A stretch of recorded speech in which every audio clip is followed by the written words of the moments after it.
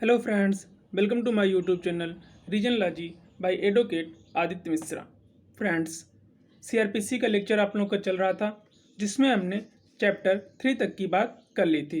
जो हम कहीं तो एक बार रिवाइज करा देते हैं। चैप्टर 1 आप जिसमें आपका सबसे पहला सेक्शन था शॉर्ट टाइटल और उसका विस्तार, और आपका सेक्शन 2 था जिसमें आपकी परिभाषाएं दी गई थी। सेक्शन 3, 4, 5 ये सब आते हैं पहले चैप्टर से। उसके बाद आपका जो चैप्टर सेकंड था वो सेक्शन 6 से लेके 25A तक था, जिसमें मेनली बताया गया था constitution of criminal courts and offices. Court के दंड न्यायालय और कार्यालयों का गठन, मतलब कोर्ट का गठन कौन करेगा और उसमें जो जजेस की नियुक्ति करेंगे वो कौन करेगा। तो हमने कहा था कि जो कोर्ट के ऑफिसेज होंगे वो स्टेट गवर्नमेंट, और उसमें जजेस की नियुक्ति हाई कोर्ट के माध्यम से होगा। ये हो गया आपका चैप्टर सेकंड। चैप्टर थर्ड आपका बात करता है पावर ऑफ कोर्ट्स। कोर्ट्स के कौन कौन पावर होंगे, तो उसमें हमने आपको बताया था कि हाई कोर्ट के क्या पावर होंगे, सेशन कोर्ट के क्या पावर होंगे, additional session court, assistant session court के क्या पावर होंगे, और उसके बाद हमने कहा था कि चीफ जुडिशियल मजिस्ट्रेट के क्या पावर होंगे, मजिस्ट्रेट फर्स्ट क्लास के क्या पावर होंगे, मजिस्ट्रेट सेकंड क्लास के क्या पावर होंगे, और महानगर के अगर क्षेत्र के अंदर कोई कोर्ट आता है उसकी क्या पावर होंगे, उसमें हमने उसकी बात की थी। उसके बाद अब आ गया आपका चैप्टर 4। चैप्टर 4 आपका बात करता है, चैप्टर 4 दो भागों में डिवाइड किया गया है। एक पार्ट है power of superior officer of police, मतलब जो पुलिस के वरिष्ठ अधिकारी हैं उनकी क्या शक्तियां हैं उसकी बात करता है। और इसका जो पार्ट बी है वो बात करता है act to the magistrate and the police, magistrate और पुलिस की सहायता। सिंपल सी बात है कि इसका जो चैप्टर 4 है वो 36 से लेके सेक्शन 40 तक है। तो सेक्शन 30 आपका इसका 36 बात करता है powers of superior officers of police, वरिष्ठ पुलिस अधिकारी की शक्तियां। इसमें आपके पुलिस जो आपके वरिष्ठ पुलिस अधिकारी हैं उनकी शक्तियों की बात की गई है 36 सेक्शन से। इससे कुछ ज़्यादा क्वेश्चन नहीं पूछा जाता। सिंपल सा एक क्वेश्चन एक बार राजस्थान जेलों में पूछा गया था कि वरिष्ठ पुलिस अधिकारी की शक्तियों का किस सेक्शन में डिफाइन किया गया है, तो आप याद कर लीजिए सेक्शन 36 में डिफाइन किया गया है। उसके बाद आता है आपका सेक्शन 30, ये जो आपको पार्ट बी में जो बताया गया है कि मजिस्ट्रेट और पुलिस की सहायता। इसमें बताया गया है कि मतलब कब कब जो जनता है वो उसको पुलिस की सहायता करनी पड़ेगी। तो सबसे पहले सेक्शन आपका 37 इसी की बात करता है कि जनता कब पुलिस या मजिस्ट्रेट की सहायता करेगी। इस section 37 public when to assist magistrate and police, जनता कब और मजिस्ट्रेट की सहायता करेगी। इसमें ये बताया गया सिंपल सा कि जनता बाउंड होगी पुलिस और मजिस्ट्रेट की सहायता करने के लिए, मतलब जो जनता है पब्लिक है वो बाध्य होगी मजिस्ट्रेट और पुलिस की सहायता करने के लिए। इसके 3 सब क्लाज हैं। इसमें बताया गया कि कब कब बाउंड होगी। सबसे पहले इसके सब क्लाज ए में बताया गया है कि जब कोई अपराधी अगर पुलिस रक्षा से भाग जाता है, किसी मतलब लिखा गया in the taking of preventing the escape of any other person whom such magistrate और police officer is right to arrest, मतलब जिसे वो पुलिस ऑफिसर या मजिस्ट्रेट अथॉराइज्ड या अरेस्ट करने के लिए अगर वो भाग जाता है तो उन्हें पकड़ने के में मदद करने के लिए जनता बाउंड होगी। इसके बी क्लास में कहता है in prevention to suppression of breach of the peace, अगर कहीं पे शांति भंग हो रही है वहाँ पे जनता पुलिस और मजिस्ट्रेट की सहायता करने के लिए बाउंड होगी। इसके सब क्लास सी में कहता है in the prevention of any injury attempted to be committed to any railway, canal, telegraph और पब्लिक प्रॉपर्टी, मतलब किसी रेलवे या नहर या फिर आपका तार या लोक संपत्ति की अगर कहीं छत पहुंचती है तो उसकी छत को बचाने के लिए भी जनता क्या करेगी, पुलिस और मजिस्ट्रेट की सहायता करेगी। सिंपल सा आपका सेक्शन 37 में यही बात की गई है। इससे एक बार क्वेश्चन पूछा गया आपका झारखंड सीजे में कि सीआरपीसी की सेक्शन 37 के अंतर्गत सभी व्यक्ति मजिस्ट्रेट या पुलिस की सहायता करने के लिए कब बाध्य हैं। तो कब कब बाध्य हैं, अगर कोई अपराध जिसको ये लोग गिरफ्तार कर सकते थे वो भाग रहा है उसको पकड़ने में मदद करने में। दूसरा कब है, अगर जैसे कि क्या होता है कि कहीं पे शांति भंग हो रही है वहाँ शांति को कायम करने के लिए ये लोग बाध्य होंगे। तीसरा कब है, अगर किसी पब्लिक संपत्ति अगर कहीं नुकसान हो रहा है जैसे रेलवे की या नहर की या तार की, अगर कोई भी पब्लिक संपत्ति की कहीं क्षति हो रही है उसको बचाने के लिए मदद करने के लिए ये लोग बाध्य होंगे। ये हो गया आपका सेक्शन 37।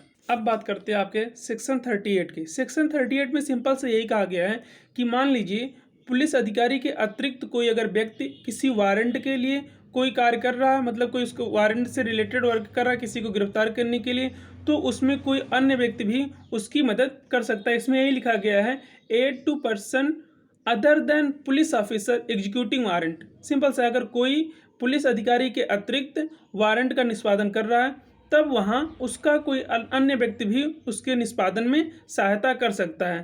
ठीक, तो ये हो गया आपका सेक्शन 38। अब बात करेंगे सेक्शन 39। सेक्शन 39 में सिंपल से बताया गया है कि कुछ ऐसे अपराध होंगे जिनकी जनता खुद मतलब इंफॉर्मेशन देगी पुलिस या मजिस्ट्रेट को, जहाँ पे जनता को आवश्यकता है कि अगर उसे ऐसा कुछ पता चलता है कि कोई ऐसा अपराध होने वाला है या ऐसा कोई अपराध हो रहा है तो वो जनता क्या करेगी, मजिस्ट्रेट या पुलिस की लिए इन्फॉर्म करेगी। ये 39 बात करता है। Public to give information of certain offences.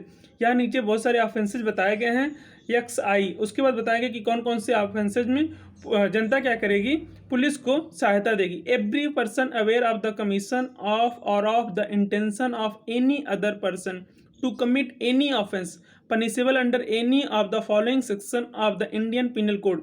जो इंडियन पिनल कोड में जो भी क्राइम मतलब ऑफेंस बताए गए, अगर वो कोई अपराध करता है और उसको जनता देखती है ऐसा करते हुए तो क्या करेगी जनता, पुलिस या मजिस्ट्रेट को उसके बारे में इंफॉर्मेशन देगी। इसके देखिए बहुत सारे सब क्लास अपराध को नीचे डिफाइन किया गया है कि किस किस अपराध में जनता जो क्या करेगी, पुलिस अधिकारी को या मजिस्ट्रेट के लिए इन्फॉर्मेशन देगी कि वहाँ पे ऐसा अपराध हो रहा है या ऐसा अपराध घटित होने वाला है। ये नीचे बताया गया, इसको आप देख लीजिएगा। इसके सब क्लास 2 में कहता है कि अपराध जो शब्द है वो चाहे भारत के बाहर किया जाए, अगर वो IPC में डिफाइन है तो अपराध माना जाएगा। ये हो गया आपका सेक्शन 39। इससे खासा कुछ क्वेश्चन नहीं पूछा जाता है। इससे एक बार क्वेश्चन पूछा गया है तो उत्तराखंड CA 2013 और राजस्थान जेलो 2014 में पूछा गया है। ये इसकी हेडिंग पूछी गई है कि public to give information of certain offences, ये किस सेक्शन में डिफाइन है। ठीक, तो ये सेक्शन 39 में है। तो ये हो गया आपका सेक्शन 39।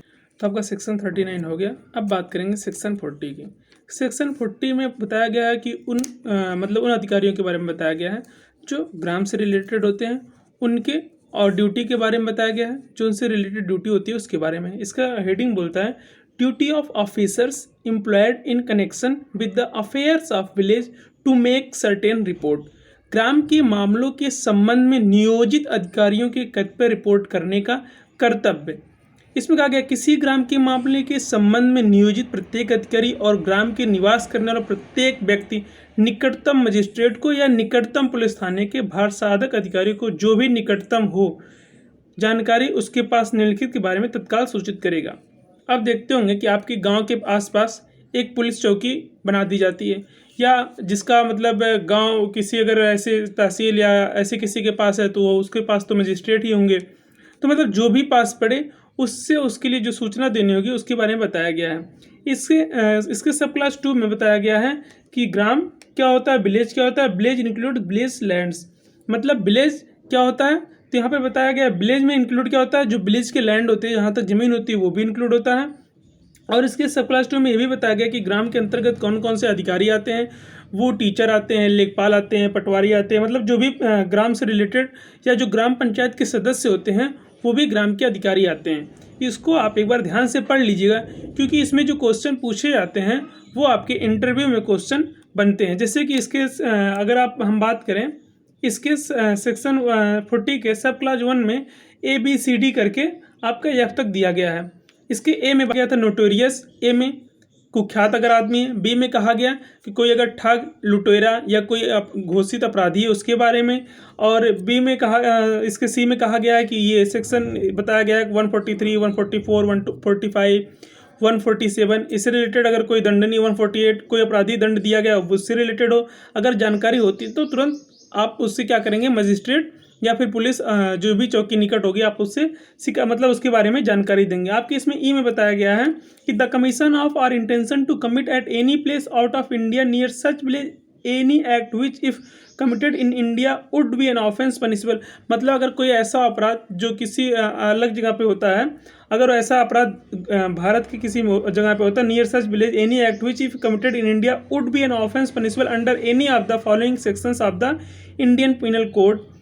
कौन कौन से सेक्शन बताया गया, 231 to 38, 302, 304, 382, 392 to 399, 402, 435 और 436, 449, 450, 457 to 460, 489A, 489B, 489C। And 489 D, अगर इसके बारे में कुछ पता चलता है तो ये भी आप बताएंगे। इसके एफ में कहता है any matter likely to affect the maintenance of order or the prevention of crime or the safety of the person or a property respecting which the district magistrate by general or special order made with the previous sanction of the state government has directed him to communicate information। अर्थात ऐसी कोई जानकारी जैसे कि जिसके बारे में magistrate ने या सरकार ने कोई पूर्व जानकारी, जैसे कि किसी व्यवस्था को बनाए रखने के लिए या किसी प्रभाव डालने वाले किसी विषय में अगर कुछ ऐसा कहा गया है तो उस आदेश की जानकारी सूचित करेंगे, ये सब बताया गया है। तो आप इसको 40 को ध्यान से पढ़ लीजिएगा, क्योंकि इससे इंटरव्यू में बहुत सारे क्वेश्चन पूछे जाते हैं। उम्मीद करते हैं आपको ये समझ में आ गया होगा। फिर भी आपको अगर कोई डाउट है तो आप अपने डाउट को कमेंट बॉक्स में ज़रूर पूछिएगा। धन्यवाद दोस्तों।